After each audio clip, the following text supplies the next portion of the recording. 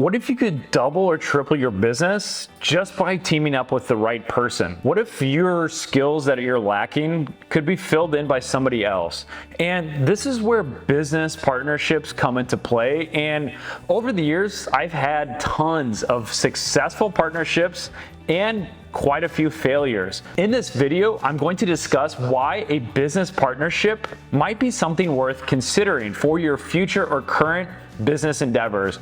Basically, let's start off by going through what are the downsides and the upsides to business partnerships. So basically, if you're wondering how to avoid partnership pitfalls, basically what you need to do is have a few key checkpoints that you discuss before embarking on a partnership. So the three ways that I like to break it down to is the investment and the vision. So how much time and money are they looking to invest? The second thing, what is the vision? What is the long-term vision? What is the venture going to be working on over the next 5 to 10 years? Because if they have a 6-month vision and you have a 10-year vision, there's going to be things that are a little bit unaligned. The last area that you really need to consider with partnerships is the roles and responsibilities. You need to find who does what and set clear expectations. Discuss what happens, and if for any reason someone can't fulfill their role, what's going to happen in that situation. It's like knowing who's responsible for navigating and who's in charge of snacks and tunes during a road trip. Again, you need to have those positions really clearly spelled out. Again, my golden rule for partnerships is to have everything written out. Have both parties review it,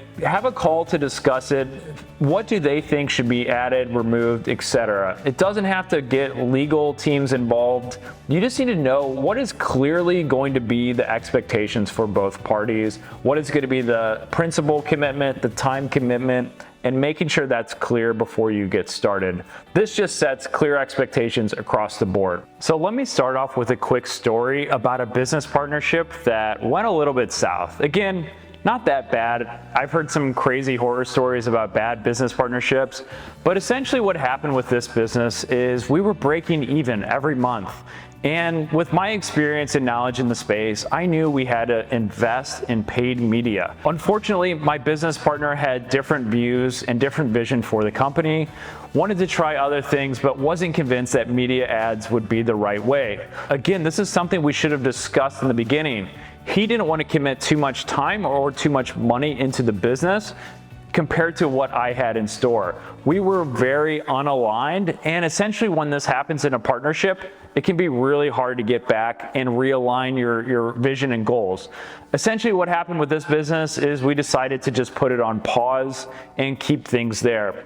Again, this is the downside of business partnerships. Partnerships are hard enough when things are going well, but when things go south, when the business isn't making a lot of money and you have to make some hard and difficult decisions, it can be really hard, and it can tarnish friendships, it can tarnish partnerships, and that is why it's so important to keep it cool, make sure that you understand what they're going through in their situation and their perspective, and sometimes you can just pause the partnership, again, pay out whatever was needed, and just move on to the next business and learn from the mistakes. And this is something that I've been able to do over the years, is to restructure, make sure everyone is aligned on the partnership before getting started.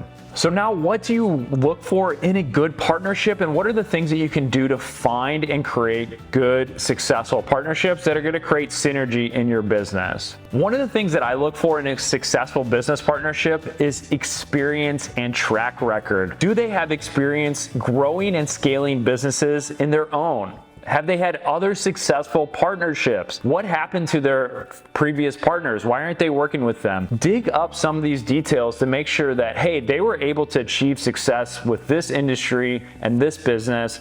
Are they going to be able to do it with this business? It's going to be a much higher chance of success if they've done it multiple times for other industries and they can carry over what they've learned into this business. If they have no experience with partnerships, it's going to be a little bit more of a gamble. Not to say that this structure can't work, but this is something you need to consider when assessing a good business partner. So what is one thing to look out for a great partnership? And the number one thing I would say is complementary skills, meaning you're not both accountants that are just great at accounting.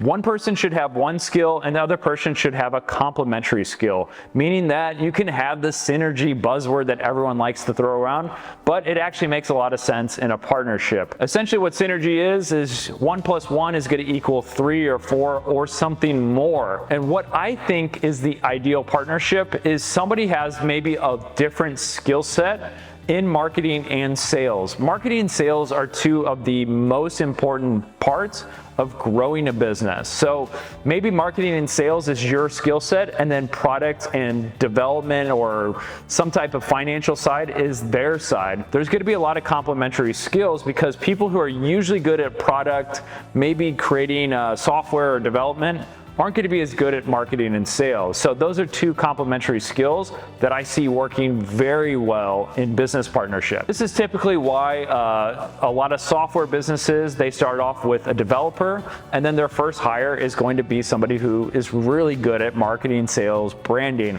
Or vice versa, right? If you get a CTO, this person needs to be really good at building a great product. A great product is just going to be much easier to market and sell, so those things are going to create a lot of great synergy. Again, guys, there's so many pros and cons to partnerships, but in the end, I think in the right situation and the right business, it's worth considering. A lot of really great businesses around the world were founded and created by partnerships. So it doesn't always have to be black and white. You can bring on strategic partners that you're not giving away 50% equity.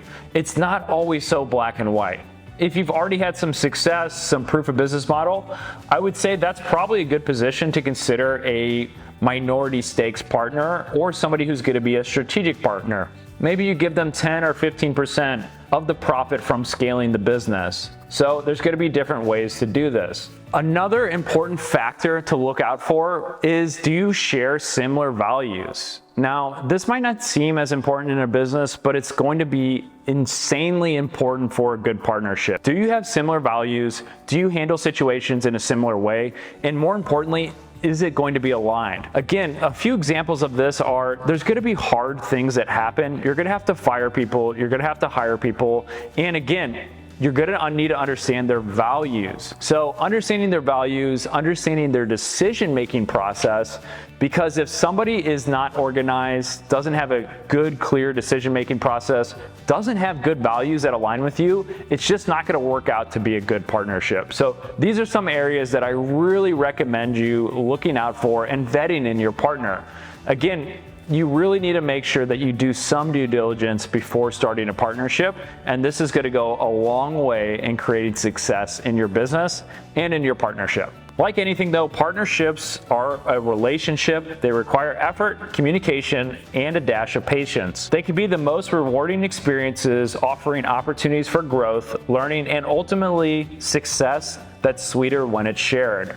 Remember, the right partner not only shares your journey, but also your vision, your commitment, and importantly, your values. So choose wisely, communicate openly, and drive your venture to the destination of success. That's all for today's video. Again, if you like this and if you enjoyed it, I'm gonna leave a few videos up here on the screen that I highly recommend you watching next. And if you haven't yet, like and subscribe. I'm putting out new videos every single day, so you don't want to go ahead and miss those.